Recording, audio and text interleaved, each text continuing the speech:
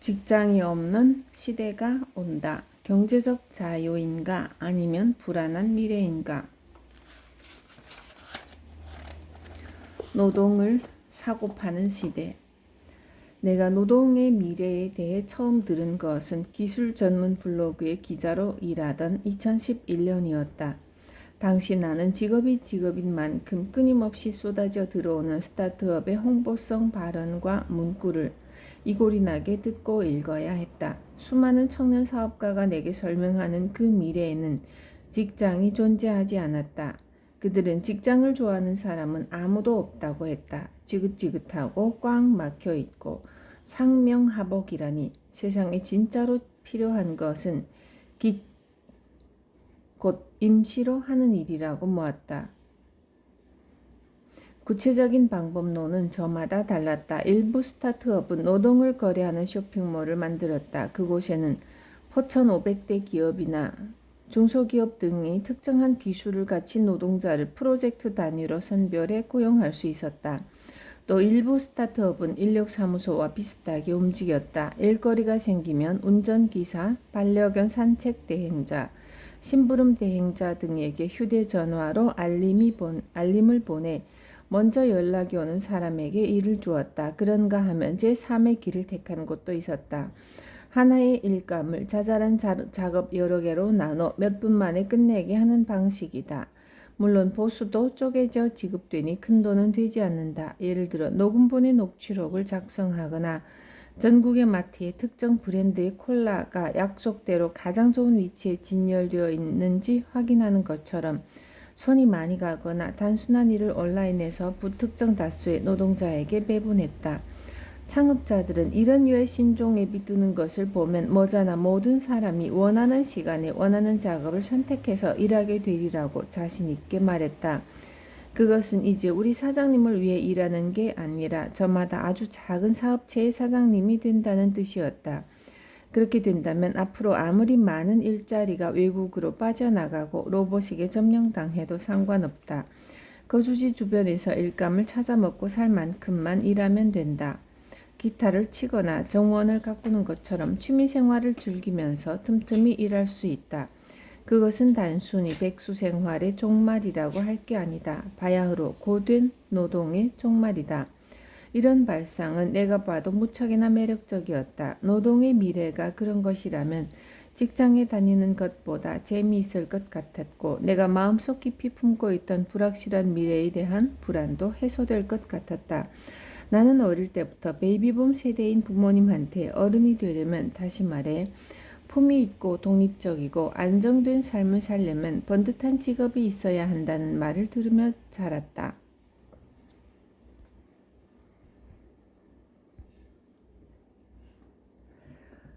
위스콘신주의 시골에서 내 주변의 어른들은 대부분 교사, 변호사, 정비사처럼 명확한 전문직에 종사하거나 마트, 우체국 같은 곳에서 일했다. 근처에 큰 네슬레 공장이 있어서 우리 동네 쪽으로 바람이 불면 초콜릿 냄새가 실려왔고 바람이 바뀌면 기코만 간장 공장의 간장 냄새가 실려왔다. 산업과 경제가 발달한 부유한 주에서는 아이들에게 꿈을 쫓으라거나 자아를 실현하라고 했을지 몰라도 우리는 취직을 하는 게 존경받고 품위 있게 사는 길이라고 배웠다. 사람다운 사람, 그러니까 직업이 있는 사람이 되고 싶은 마음이 굴뚝 같았던 나는 중학교에서 고등학교로 넘어가던 여름에 집 근처 화원에서 아르바이트를 했다.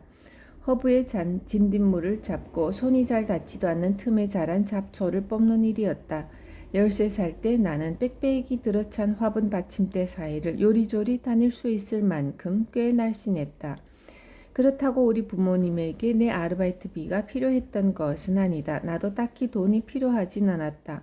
그냥 본능적으로 직업이 있어야 한다고 생각했을 뿐이다. 듣자 하니 대부분의 밀레니엄 세대가 그렇게 생각하진 않는다고 하지만 실제로 내가 만나본 이들 중에는 세대를 떠나서 안정적인 삶을 도외시하는 사람이 별로 없었다. 어쩌면 밀레니엄 세대가 기성세대와 다른 점은 안정적인 삶이라는 게 손에 잡으려 해도 잘 잡히지 않는 거라고 생각한다는 점인지도 모르겠다. 우리 또래는 노동에 대한 그간의 통념이 좋게 말하면 변화를 겪던 시기, 나쁘게 말하면 이미 부질없는 소리가 되어버린 시기에 성인이 되었다. 2005년 고등학교 2학년이었던 나는 장차 기자가 되기로 마음을 정했다. 그런데 2007년이 되자 경제가 대침체기에 돌입했고 언론사들은 앞다퉈 온라인으로 주무대를 옮겼다. 그로부터 3년 후 내가 대학교 4학년이던 2010년 겨울에는 미국의 실업률이 2자릿수를 기록했다. 당시 졸업할 날을 손꼽아 기다리던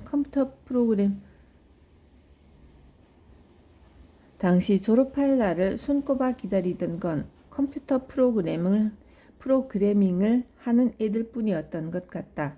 나는 정신없이 이력서를 넣고 현업에 있는 사람들에게 조언을 구하고 취업 박람회를 다니느라 하루하루가 어떻게 지나가는지도 몰랐다. 그러다 보니 잠이 부족한 것은 물론이고 가슴은 숨이 꽉꽉 막히기까지 했다. 그때는 내 취업 전망이 그리 밝지 않다는 데에만 온 신경이 집중되어 있었는데 사실 나는 남들에 비하면 그나마 사정이 나았다. 나에게는 대학교 졸업장과 든든한 지원군인 부모님이 있었고 전에 일했던 집 근처 화원에서는 내가 아르바이트 하러 온다면 언제든 환영이라고 했으니 말이다. 그래서 당분간은 괜찮았다.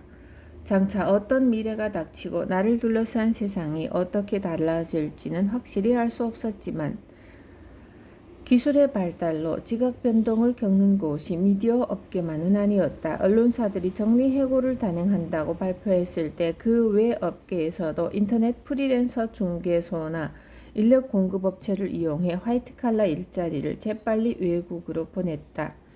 거기에 더해 인공지능과 로봇이 많은 일자리를 차지했다. 미국 국내에 남은 일자리는 안정성이 보장되지 않은 것들이 태반이었다. 기업들이 주주의 등살에 떠밀려 직원 복지에서 기름기를 쫙 빼는 바람에 직원들이 짊어져야 하는 위험은 점점 더 커졌다. 이후 경기가 회복됐지만 기업은 임시직 노동자, 계약직 노동자, 프리랜서, 한철 노동자, 파트타임 노동자를 고용할 뿐 불황으로 사라졌던 풀타임 일자리는 끝내 복구되지 않았다. 이후 5년간 미국 경제에 새로 생긴 일자리는 거의 다 비정규직이라는 범주에 들어갔다.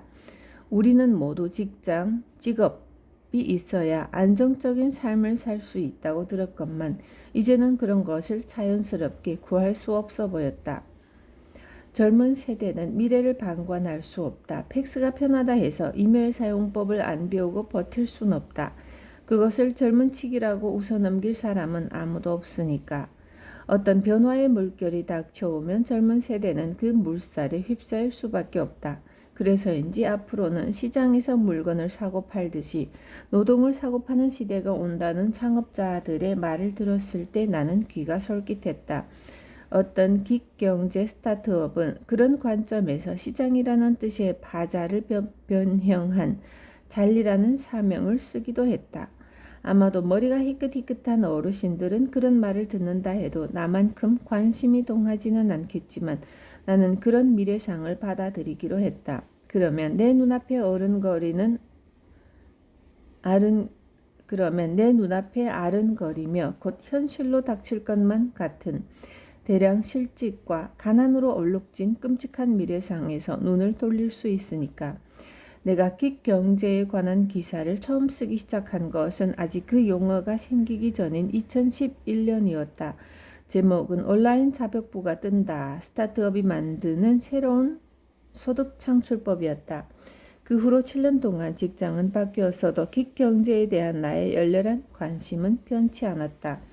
처음에 나는 긱경제가 새로운 화두이자 경제 문화를 해결해줄 묘안으로 떠오르면서 벤처 투자금을 미친 듯이 빨아들이는 현상을 보았다. 그러다가 노동자 착취 이야기가 터져 나오자 한때 긱경제를 탄생시켰다고 큰소리치던 회사들이 애써 그 용어와 거리를 두는 모습을 보게 됐다. 하지만 어쨌든 킥경제의 등장과 함께 그간 절실히 필요했던 논의가 시작됐으니 바로 기술로 인해 노동 환경이 변화될 때 노동자를 어떻게 보호할 것인가 하는 문제이다. 긱 경제에 대해 알면 알수록 스타트업 업계에서 말하는 노동의 미래가 한편으로는 위안이 되지만 또 한편으로는 불안전하다는 것을 깨달을 수 있었다. 긱 경제가 어떤 사람들에게는 새로운 기회를 만들어줄 수도 있지만 반대로 노동의 세계를 이토록 처참한 풍경으로 만든 요인을 더욱 심화시킬 수도 있다.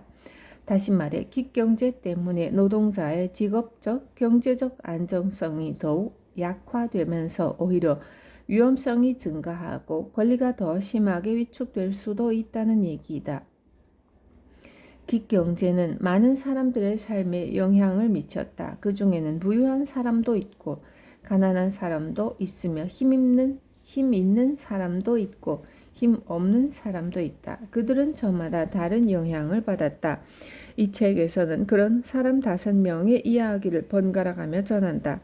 이 책을 긱 경제의 완벽한 조감도로 만들고자 하는 의도는 없다. 다만 모든 경제는 사람이 만들어간다는 생각을 바탕으로 하고 있다. 이 책은 바로 그 사람들에 대한 이야기이다.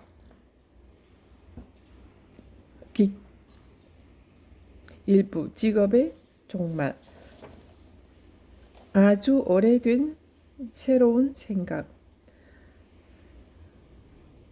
사우스 바이 사우스 웨스트 2011 행사장에서는 QR코드가 찍힌 냅킨이 등장했다. 파티가 벌어지는 발코니에는 온갖 전단이 빗발쳤고 단체 채팅 앱인 그룹미에서는 치즈 토스트를 무료로 제공했다. 텍사스주 오스틴에서 해마다 열리는 이 행사는 본래 음악 축제로 이름이 났지만 스타트업 관계자들은 첨단 기술을 다루는 인터랙티브 부문이 시작되기를 설레는 마음으로 기다리곤 했다. 마치 고등학교에서 인기 좀 있다 하는 애들이 졸업기념 댄스 파티를 고대하는 것처럼 말이다. 몇 년 전 트위터가 SXSW 의 운집한 첨단 기술 마니아들에게 앱을 공개해서 대박을 쳤듯이 이번에도 행사에 참가한 신생업체 중에서 그런 영예를 누리는 기업이 나올 것으로 다들 기대하고 있었다. 그것은 얼마나 이목을 끌 수 있느냐가 관건이었고 그래서 보통은 기발한 마케팅 기법이 동원됐다. 그때만 해도 사실 무명이나 다름없었던 우버는 게릴라 마케팅을 펼쳤다. 우선 정식 등록된 사설 차량 서비스 업체와 고객을 연결해주는 앱이라는 점을 알리고자 주문형 자전거 택시 서비스를 개시했다. 자전거 택시 100대를 빌려서 IU라는 글자 옆에 검은색으로 텍사스주의 모양을 그려놓은 현수막을 달았는데 아마 나는 I는 우버, U를 타고 텍사스를 누빕니다 라는 뜻이었을 것이다. 우버 블로그에는 우버가 처음이세요? 미래의 교통수단을 만나보세요 라는 문구와 함께 우버 자전거 택시를 부르는 게 코가 삐뚤어지게 취해도 라고 할 수 있을 만큼 쉽다고 친절하게 설명되어 있었다. 또 우버 임원진은 블로그 인터뷰를 통해 탑승객들에게 우버 스포팅 해시태그를 달아서 셀카를 올려달라고 했다. 우버 스포팅은 우버 찾기라는 의미이다. 이후 단 몇 년 만에 우버는 전 세계에서 가장 가치 있는 기업의 반열에 올랐다. 사업 초기와 달리 전문적으로 운전을 하는 사람들만이 아니라 누구든 택시기사로 돈을 벌 수 있게 되었고 최소 $15였던 요금도 대폭 줄어 일부 도시에서는 대중교통과 경쟁하는 수준에 이르렀다. 벤처 캐피털로부터 $120억 이상을 조달해 서류상 기업 가치가 100년 기업인 GM과 포트를 넘어섰고 우버의 사업 모델을 토대로 전에 없던 스타트업의 범주가 탄생됐다.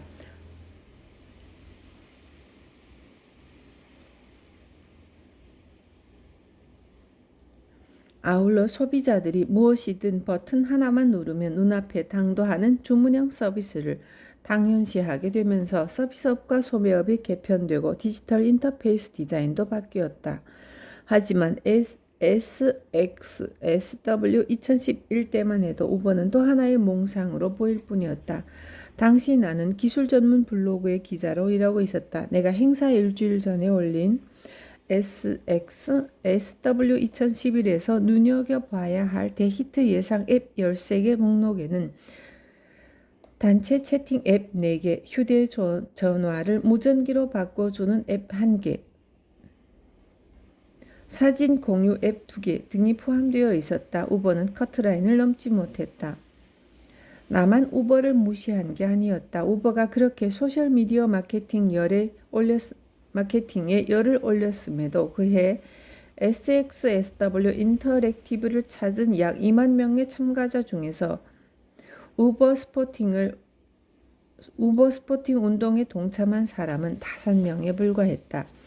이듬해 SXSW에서 우버는 공짜 바비큐를 나눠줬지만 역시나 관심을 받지 못했다. 그해 열화와 같은 성원을 받은 앱은 하이라이트였다. 소셜미디어 계정을 이용해 가까운 거리에 관심사가 비슷한 사람이 있으면 휴대전화 진동으로 알려주는 앱이다. 공통점을 매개로 일면식도 없는 사람과 교류하게 해준다는 콘셉트이다. 하이라이트 개발자는 인터뷰에서 지금까지 우리가 사람을 찾는 방법이 얼마나 비효율적이었는지 모릅니다. 그런데도 원래부터 그랬으니까 얼마나 나쁜지 몰랐죠? 라고 진지하게 말했다. 그는 우리가 정말로 형편없는 방식으로 교류하고 있는 게 심각한 문제라고 생각했고 그 해법으로 내놓은 앱이 사람들에게 꽤 잘 먹혀들었다. 하이라이트의 인기가 얼마나 대단했던지 내가 참석한 한 세션에서는 장난기 많은 사회자가 하이라이트라는 말이 나올 때마다 2잔씩 마시고 자기 얼굴을 한 대씩 때립시다 라며 술자리 게임과 비슷한 게임을 제안하기까지 했다. 반면 우버 이야기를 하는 사람은 아무도 없었다. 나는 우버가 주류 교통수단이 될 가망성은 희박하다고 봤기에 자전거 택시 시승 이벤트에 참여할 때 앱에 업무용 메일 주소를 썼다. 개인 메일로 스팸을 받고 싶진 않았기 때문이다. 이후 2년이 채 안 돼서 하이라이트는 완전히 잊히다시피 했지만 우버는 실리콘밸리의 유망주로 떠올랐다. 우버의 대박은 게릴라 마케팅의 결과가 아니었다. 2013년에 우버는 구글의 투자 조직인 구글벤처스가 주축이 된 투자 라운드에서 무려 2억 5,800만 달러의 투자금을 유치했다. 고커의 기술 전문 블로그에서 쓴 표현을 빌리자면 눈앞이 아찔해지는 거금이었다. 우버가 2억 5,800만 달러를 유치한 게 놀라웠던 이유 중 하나는 당시 반응이 뜨거웠던 사진 공유 앱이나 무전기 앱, 인맥 형성 앱과 공통점이 거의 없었기 때문이다. 그 대히트 예상 앱들이 지금 와서 보면 별 볼 일 없거나 한심하게 느껴질 수도 있겠지만 당시에는 모두 어마어마한 순이익을 창출할 만한 잠재력이 있는 것으로 보였다. 그것도 웬만한 기업에서는 볼 수 없는 수준의 잠재력이었다.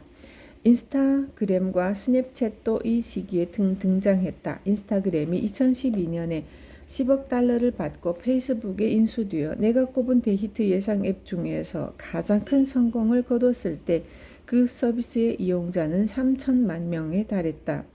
그에 비해 임직원은 공동 설립자를 포함해 13명에 불과했으니 1인당 7,500만 달러 이상의 가치가 있었던 셈이다.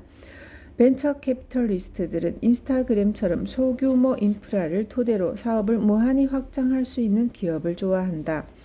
반면 장기간에 걸쳐 지속 가능성을 유지하면서 천천히 성장하는 기업은 등한시하는 경향이 있다.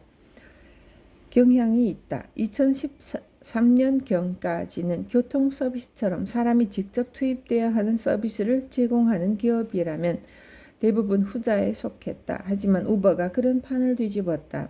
우버는 차량을 구입하지도 직원을 고용하지도 않았으며 그 대신 2개의 앱을 만들었다.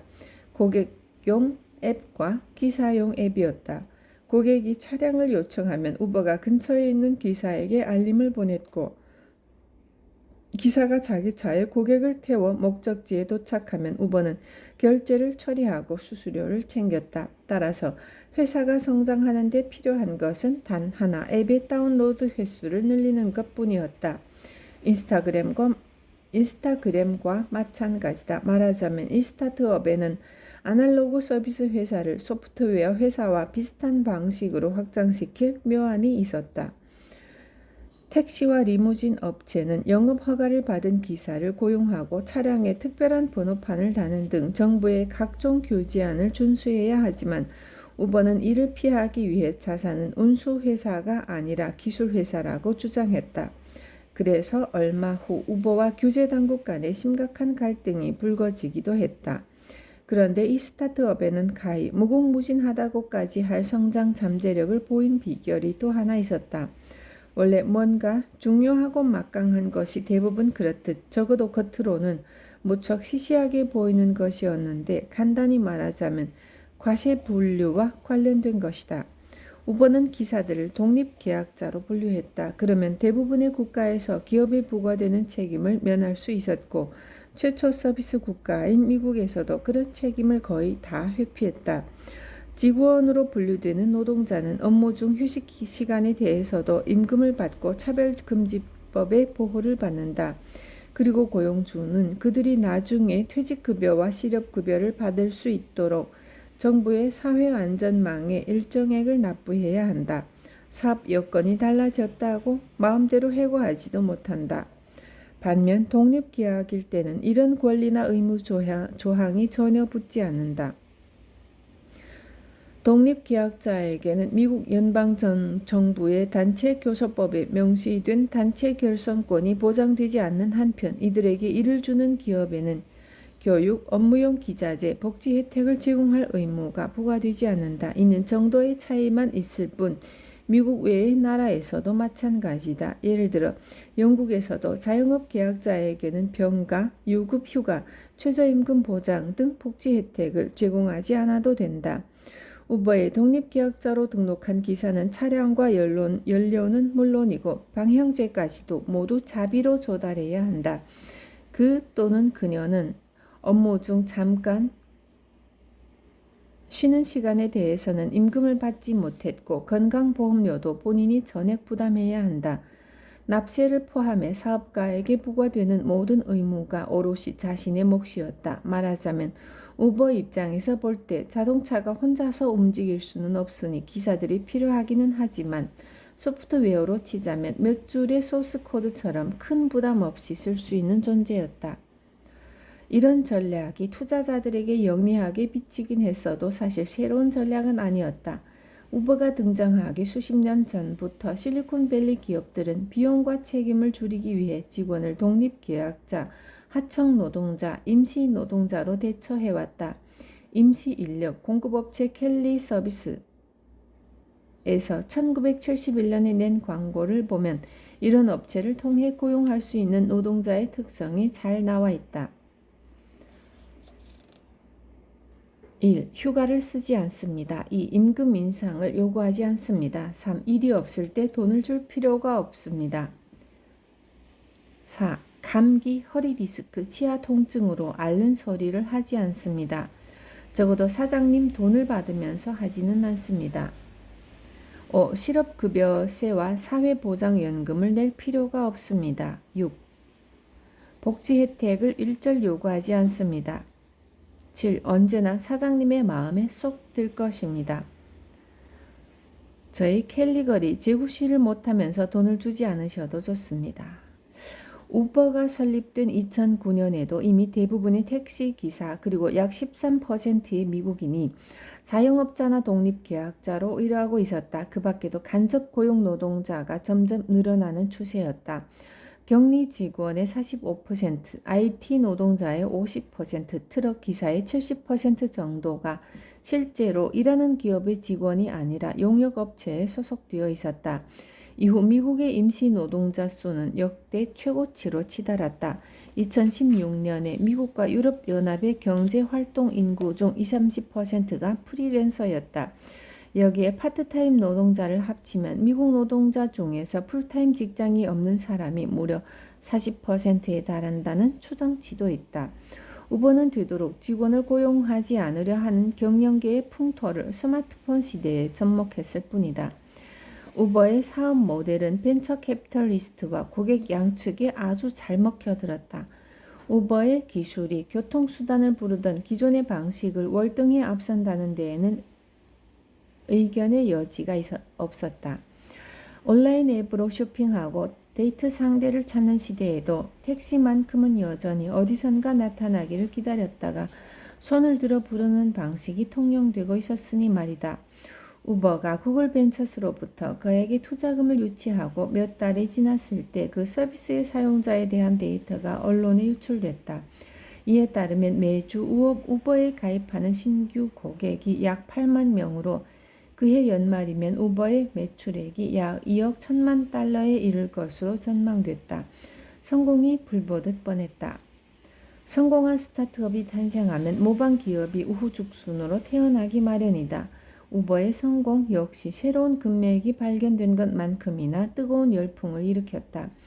베란간 창업자와 벤처 캐피털리스트들이 그동안 실리콘밸리의 기준으로는 굼뜨기만 보였던 각종 아날로그 산업에서 우버의 사업 모델을 응용하겠다고 나섰다. SXSW가 스타트업 업계의 졸업기념 댄스 파티라면 테크크런치는 그 파티의 치어리더였다. 이 기술 전문 블로그는 땡땡땡계의 우버 앱이 나올 때마다 다음과 같은 헤드라인으로 요란한 빵빠를 올렸다. 배달계의 우버, 아니 그 이상을 노리는 포스트메이츠. 정원 관리계의 우버 한번 써보시겠습니까? 전용기계의 우버 블랙제트, 아이폰 앱 출시, 경비행기계의 우버 탑승 후기, 의료 수송계의 우버를 꿈꾸는 스타트업, 스탯을 만나다.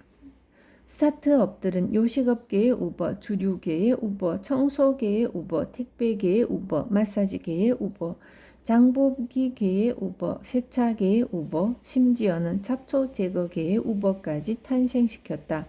우버 측도 그 사업 모델을 교통수단에만 국한하지 않고 더욱 확대할 뜻을 내비쳤다.